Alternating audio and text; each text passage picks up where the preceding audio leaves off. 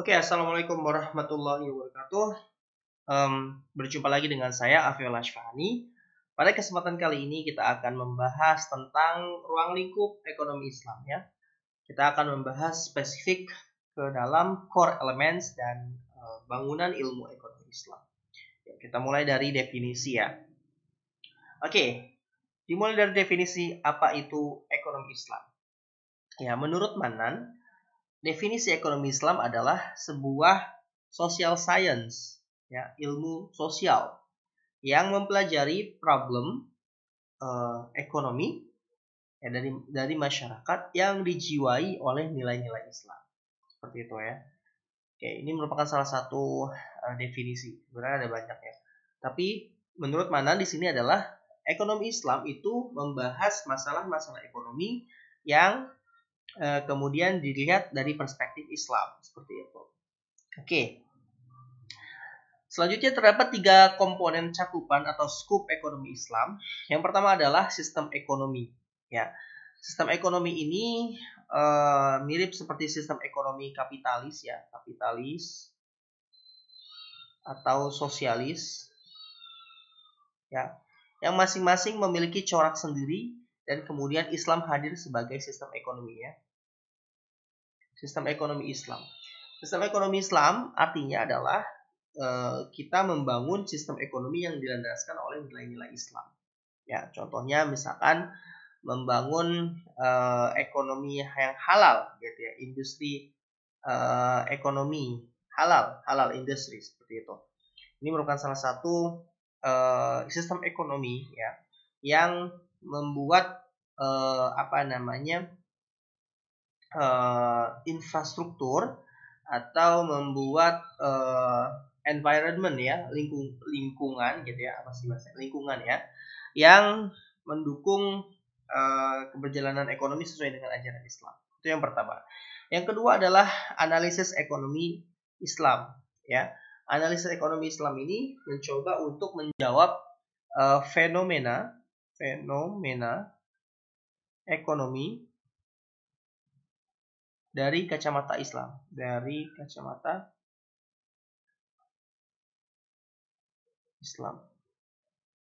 Oke. Ya, bagaimana fenomena ekonomi ini dilihat dari perspektif ekonomi Islam seperti itu ya. Yang berikutnya adalah kebijakan ekonomi. Ya, ini sebenarnya mirip ya dengan sistem ekonomi, kebijakan ekonomi yang nanti akan membentuk sebuah sistem seperti itu. Jadi bagaimana kita membuat kebijakan ekonomi yang dilandaskan oleh nilai-nilai Islam ya. Di sini adalah policies ya, kebijakan contoh misalkan mengharamkan prostitusi atau mengharamkan pornografi seperti itu. Nah, itu adalah salah satu kebijakan yang dilandaskan oleh nilai-nilai Islam. Oke. Sebelum jauh kemana-mana, kita mencoba untuk melihat core elements dulu ya dari ekonomi Islam itu sendiri seperti itu. Di sini ada 4 elements ya yang menjadi dasar bagi ekonomi Islam. Yang pertama adalah God ya atau ketuhanan. Ya, di sini adalah Allah Subhanahu wa taala. Yang kedua adalah human rationality atau rasional manusia. Bagaimana manusia berpikir secara rasional. Yang ketiga adalah human aim of life. Tujuan manusia itu hidup. Yang keempat adalah nature atau sumber daya alam. Kita akan bahas satu persatu. Yang pertama adalah God. Ya, bagaimana God atau Allah ya itu membentuk ilmu ekonomi Islam ya. Sebenarnya bagaimana para pemikir ekonomi Islam ini menurunkan nilai-nilai ketuhanan ke dalam ilmu ekonomi Islam. Itu maksud saya ya. Jadi nilai-nilai ekonomi Islam itu akan didasari oleh nilai-nilai ketuhanan ya. Itu yang paling penting seperti itu.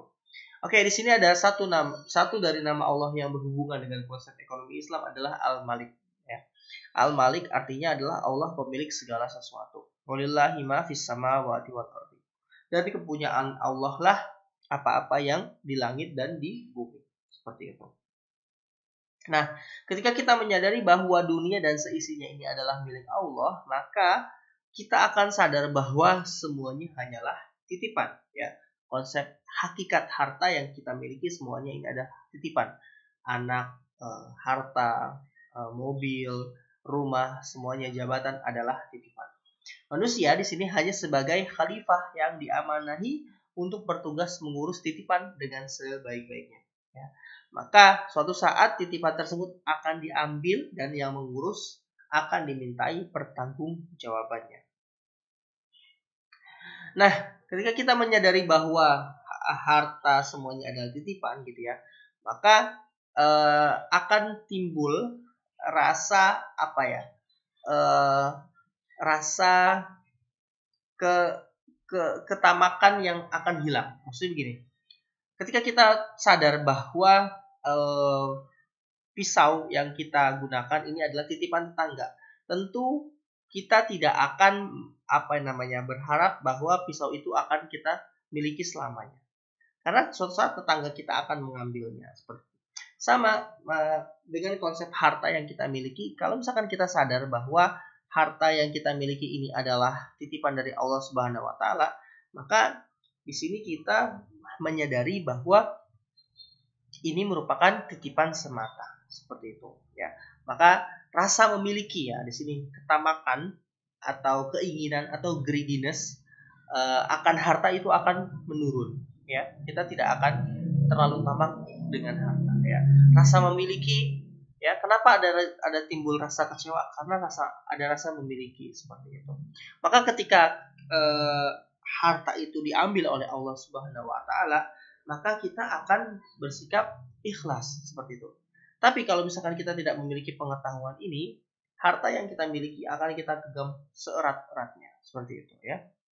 Nah, maka di sini penting sekali bahwa kepunyaan Allah lah semua apa-apa yang di dunia ini. Maka manusia hanya bersifat sebagai pengurus saja. Konsekuensi lain dari kepemilikan dalam aset private, ya, adalah kita harus menempuh cara yang halal ketika ingin memiliki sesuatu, ya. Karena tadi semuanya adalah milik Allah dan Allah menetapkan aturan-aturan. Kalau misalkan Anda ingin memiliki titipan ini, maka Anda harus mencapai dengan cara yang halal, seperti itu, tanpa manipulasi. Cara yang halal di sini adalah dengan cara berdagang, ya. Kita melakukan perdagangan, menukar uang dengan barang, seperti itu, tanpa adanya manipulasi dan kecurangan, ya. Oleh karena harta hanya titipan, kita harus ada harta. Oke. Selain itu, ada konsep karena harta ini hanyalah titipan, ya. Kita juga harus menyadari bahwa ada harta yang Allah titipkan untuk orang lain dalam harta kita. Maka di sini muncullah konsep zakat, ya, teman-teman, ya. Ketika itu zakat di sini adalah bersifat membersihkan dari apa? Dari apa yang menjadi hak orang lain dalam harta kita. Tadi kan harta itu adalah titipan Allah kepada kita, gitu ya. Maka sah-sah saja ketika Allah menitipkan sesuatu dan Allah memberikan pesanan bahwa titipan ini sebagian adalah untuk orang lain. Maka ketika kita diberikan harta oleh Allah Subhanahu wa taala dan Allah bilang ini adalah titipan dan titipan ini ada sebagian milik orang lain, maka kita harus mengeluarkan sebagian dari harta kita berupa zakat, ya, untuk membersihkan apa-apa yang menjadi hak orang lain, gitu ya. Maka lebih lanjut, dalam seluruh aspek kehidupan termasuk ekonomi, sebagai seorang muslim haruslah merujuk pada sumber utama, yaitu Al-Quran dan hadis dalam setiap aktivitas produksi, konsumsi, dan distribusi. Maka disinilah Allah menurunkan guidance, menurunkan aturan, ya, menurunkan tuntunan melalui Al-Quran dan hadis. Maka setiap aktivitas kita dalam ekonomi, baik itu produksi, konsumsi, dan distribusi, itu harus sesuai dengan Al-Quran dan hadis. Seperti itu. Itu yang pertama. Jadi bagaimana nilai-nilai ketuhanan ini diterapkan dalam kehidupan ekonomi. Yang kedua adalah man and rationality, ya. Kita melihat apa yang disebut dengan manusia rasional, seperti itu. Dalam ekonomi konvensional, self-interest digunakan sebagai simplifikasi atau penyederhanaan atas seluruh will atau kehendak manusia. Maksudnya bagaimana? Maksudnya adalah self interest di sini dimaknai sebagai yang penting saya untung, begitu ya. Dari sisi produsen, self interestnya adalah profit. Dari sisi konsumen, self interestnya adalah utility. Semakin tinggi profit yang saya dapatkan, maka saya semakin senang. Semakin semakin banyak utility yang saya dapatkan, maka saya semakin senang. Seperti itu. Itu adalah konsep dasar self interest dalam ekonomi konvensional. Tetapi simplifikasi yang ditujukan sebagai tahap akhir tanpa memerhatikan aspek di luar self interest bisa jadi membawa kepada keputusan yang salah. Ya. Di sini ternyata self interest itu bukan merupakan satu-satunya driver yang menyetir keputusan manusia. Ya.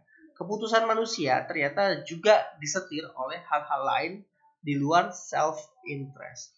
Contoh sederhana dari teori ekonomi adalah market failure. Ya. Ketika self interest gagal untuk menawarkan harga sesungguhnya dan memunculkan keseimbangan yang semu. Kita tahu market failure adalah keadaan di mana pasar gagal untuk menunjukkan keseimbangan yang sesungguhnya. Kenapa? Karena ada faktor lain. Ya, faktor lain yang menyebabkan pasar tidak menunjukkan keseimbangan yang semestinya. Gitu ya. Contohnya di sini adalah misalkan limbah, begitu ya. Limbah yang dihasilkan oleh perusahaan itu ternyata bila tidak diinternalisasi, maka akan memunculkan keseimbangan semu di mana perusahaan memproduksi terlalu banyak produk seperti itu yang menyebabkan adanya limbah seperti itu. Nah, di sini maka muncullah konsep eksternalitas untuk menginternalisasi cost atau biaya yang tidak terhitung. Ya, maka dari sisi ini dari contoh ini muncullah konsep green economy, ecological friendly dan sebagainya. Artinya konsep di luar self interest ini muncul untuk apa? Untuk memperbaiki keputusan yang dibuat di dalam struktur pasar seperti itu. Nah, berdasarkan hal tersebut, artinya konsep rasionalitas manusia yang berdasarkan self interest saja itu belum final dalam konsep ekonomi Islam seperti itu. Ternyata ada hal lain yang mempengaruhi manusia dalam membuat keputusan ya yang rasional. Maka di sini dalam Islam keputusan yang diambil manusia harus sejalan dengan aturan yang Allah ciptakan, begitu ya. Keinginan mendapatkan keuntungan harus sesuai dengan aturan yang Allah tetapkan. Kalau misalkan kita balik lagi ke konsep eksternalitas tadi, ketika perusahaan ingin mengambil keuntungan, mereka juga harus memperhatikan aspek kesehatan lingkungan.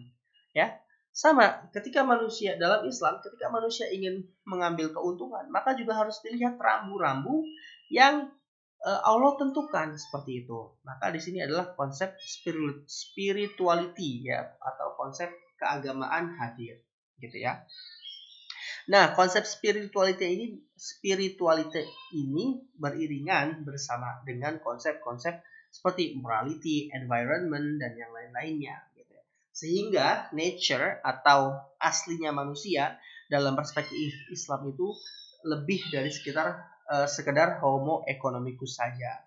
Ya, manusia itu tidak hanya sekedar homo economicus, tapi juga homo social, homo religion seperti itu, homo religious gitu ya. Jadi rasionalitas dalam perspektif Islam ternyata lebih dari sekedar self interest gitu ya. Jadi manusia tidak hanya mementingkan self interest saja. Yang berikutnya adalah aim in life gitu ya. Komponen berikutnya, elemen berikutnya adalah tujuan manusia hidup gitu ya. Bagaimana tujuan manusia hidup ini mempengaruhi behavior manusia dalam berekonomi. Ya, dalam Al-Quran disebutkan adalah ada yang namanya penciptaan manusia. Surat Az-Zariyat, ya, wa ma khalaqtul jinna wal insa illa liya'budun. Bagaimana manusia dan jin itu diciptakan dengan tujuan untuk apa? Liya'budun, untuk beribadah. Gitu ya. Kita juga kenal ada yang namanya doa sapu jagat, Rabbana atina fid dunya hasanah wa fil akhirati hasanah wa qina adzabannar. Ya. kedua ayat ini menunjukkan bahwa manusia diciptakan untuk beribadah ya, dan untuk meraih kesuksesan di dunia dan di akhirat, seperti itu. Ya, beberapa pemikir ekonomi Islam merumuskan tujuan ekonomi Islam dengan istilah falah atau kesuksesan. Ya. Jadi tujuan manusia hidup di dunia ini itu tidak hanya sekedar memuaskan hawa nafsu di dunia saja. Maka tujuan manusia hidup itu lebih daripada itu untuk mencari kebahagiaan akhirat, seperti itu ya. Nah, di sini ada fakta menarik nih. Kalau kita dengar azan ya, hayya 'alal falah dalam azan itu terletak setelah hayya 'alas shalah. Apa artinya? Ya, ini silakan teman-teman jawab ya. Apa artinya itu gitu? Kenapa hayya 'alal falah di sini diletakkan setelah hayya 'alas shalah? Ya, silakan. Oke, yang berikutnya adalah nature atau sumber daya alam. Ya, jadi sumber daya alam ini merupakan origin of economic resources.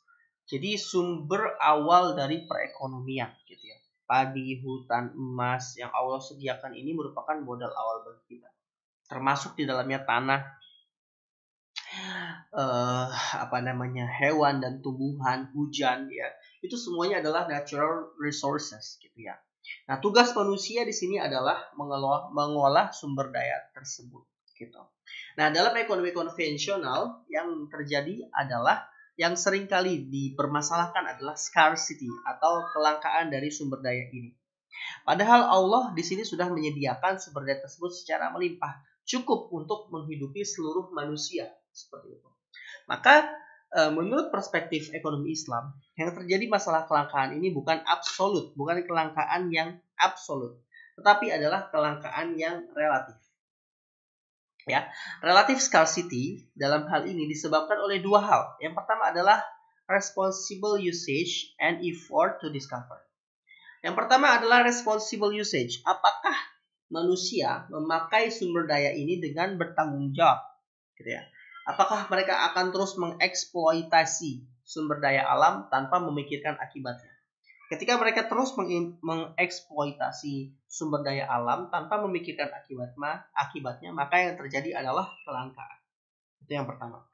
Yang kedua, relative scarcity disebabkan oleh apa? Oleh usaha manusia dalam menemukan sumber daya yang baru. Tentu untuk menemukan sumber daya itu diperlukan effort, diperlukan usaha yang tidak mudah, seperti itu.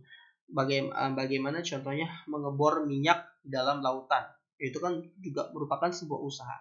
Nah, ketika usaha itu belum maksimal, maka tentu sumber daya yang ada itu belum dapat digunakan.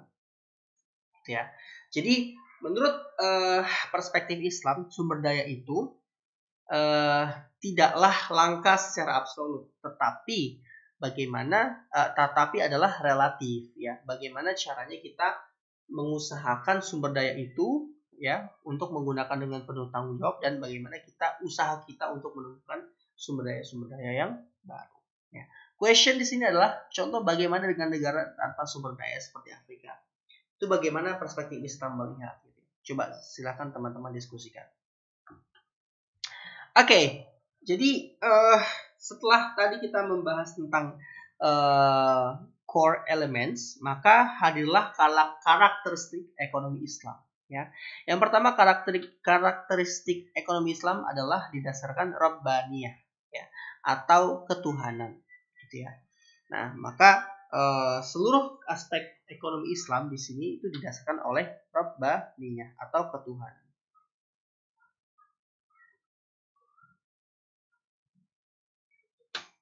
Yang berikutnya adalah insaniyah. Jadi konsep karakteristik ekonomi Islam itu adalah bersifat humanis, ya. Jadi mementingkan kepentingan antar sesama manusia, ya. Jadi tidak menang sendiri. Berikutnya adalah akhlakiyah, ethicality. Akhlakiyah di sini bagaimana ekonomi Islam ini memiliki corak yang etis, ya, yang ethical, gitu ya. Tidak tidak selalu mementingkan diri sendiri. Ada sisi-sisi brotherhood atau kebersamaan atau persaudaraan, contohnya seperti itu. Selanjutnya, karakteristik ekonomi Islam ini adalah wasatiyah atau moderation, ya. Tidak terlalu ekstrim ke kanan dan tidak terlalu ekstrim ke kiri. Ya, bagaimana mengambil jalan tengah, ya, dalam setiap permasalahan ekonomi. Berikutnya adalah waqi'iyah atau practicality, ya, artinya konsep-konsep ekonomi Islam ini dapat dilaksanakan. Dan yang terakhir adalah alamiah atau universality. Maksudnya di sini konsep ekonomi Islam itu tidak hanya eksklusif untuk Muslim saja, tetapi untuk seluruh alam, ya, rahmatan lil alamin. Oke, next. Nah, di sini ada 3 pendekatan dalam ilmu ekonomi Islam yang terhadap ilmu konvensional, ekonomi konvensional yang sudah berjalan. Yang pertama adalah negation atau rejection, conventional concept.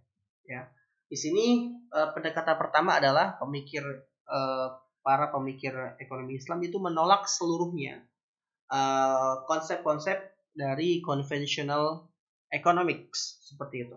Itu ya pendekatan yang pertama.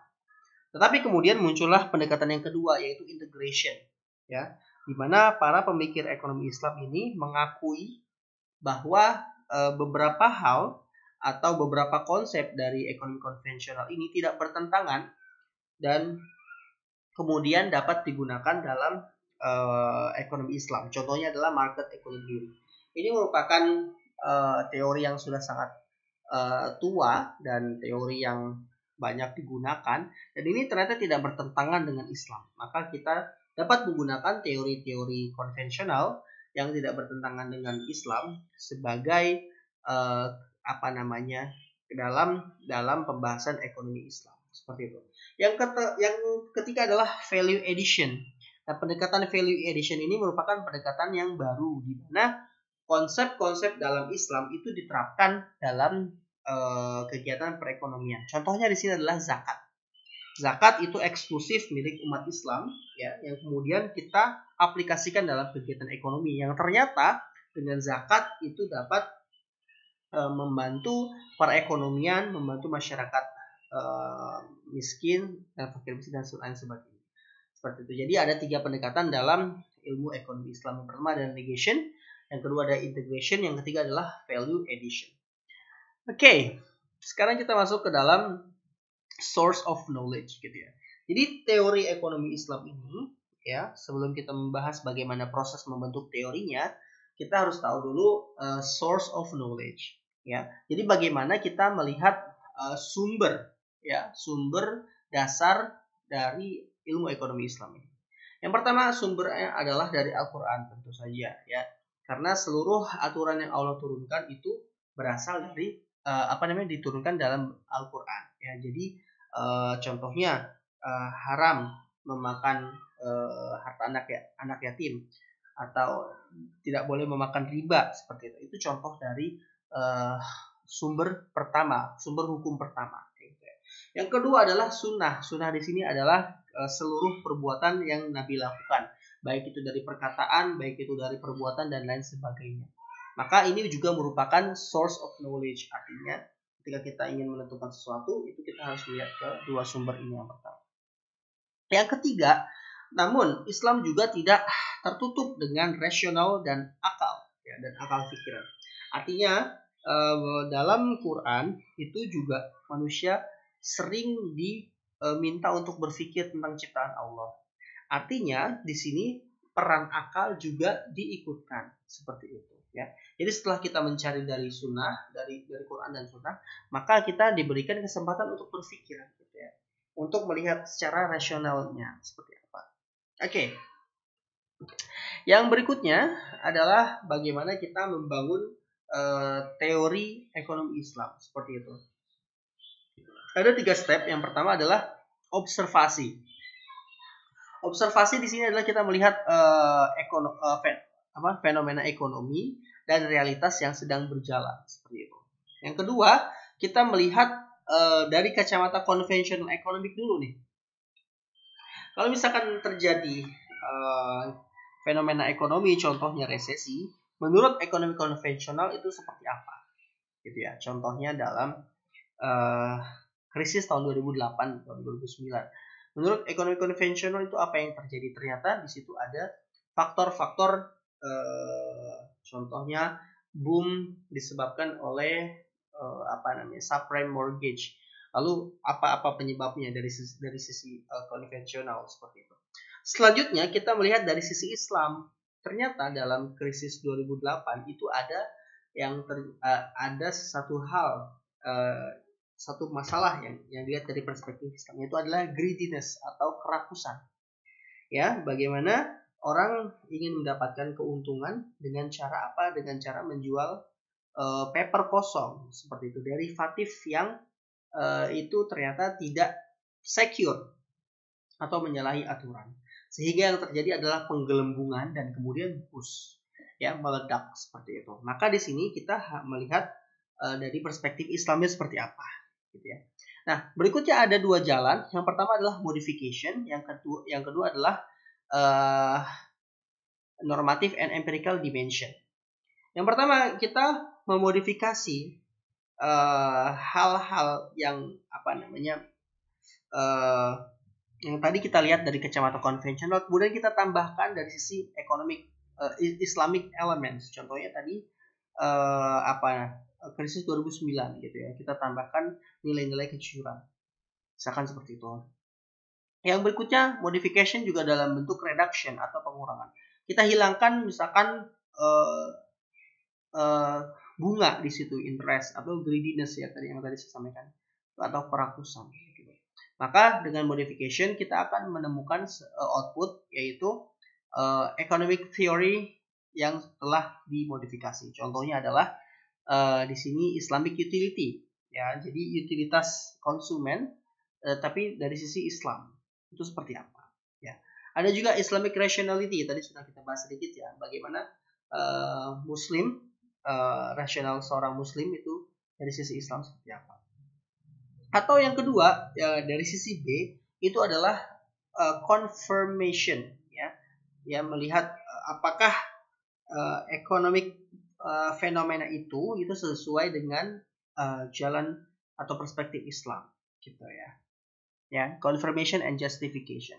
Kalau misalkan tidak sesuai maka kita katakan tidak sesuai seperti itu, dan baiknya seperti apa menurut Islam gitu ya. Jadi dengan flow ini maka teori ekonomi Islam itu kita bangun ya, karena ini merupakan tadi ya pendekatan integrasi ya, salah satu pendekatan nomor 2 tadi. Jadi dengan flow ini kita dapat membangun teori ekonomi Islam seperti itu ya. Oke, yang terakhir adalah bentuk perkuliahan kita pada semester ini. Jadi saya mengasumsikan bahwa teman-teman semuanya sudah paham tentang dasar-dasar ekonomi mikro dan ekonomi makro yang secara konvensional. Ya, tinggal kuliah kita akan berfokus kepada konsep ekonomi Islam dari materi-materi mikro dan makro yang sudah kalian dapatkan. Sehingga saya tidak perlu lagi membahas materi-materi dasar ekonomi konvensional seperti itu. Contoh adalah keseimbangan pasar menurut ekonomi Islam. Teman-teman sudah belajar tentang keseimbangan pasar, maka tugas saya adalah bagaimana melihat keseimbangan tersebut dari sisi ekonomi Islam. Ya. Oke, saya kira perkuliahan kita pada kali ini cukup sekian. Jika ada hal yang kurang jelas, silahkan ditanyakan di kolom komentar atau di grup atau Discord. Terima kasih. Wassalamualaikum warahmatullahi wabarakatuh.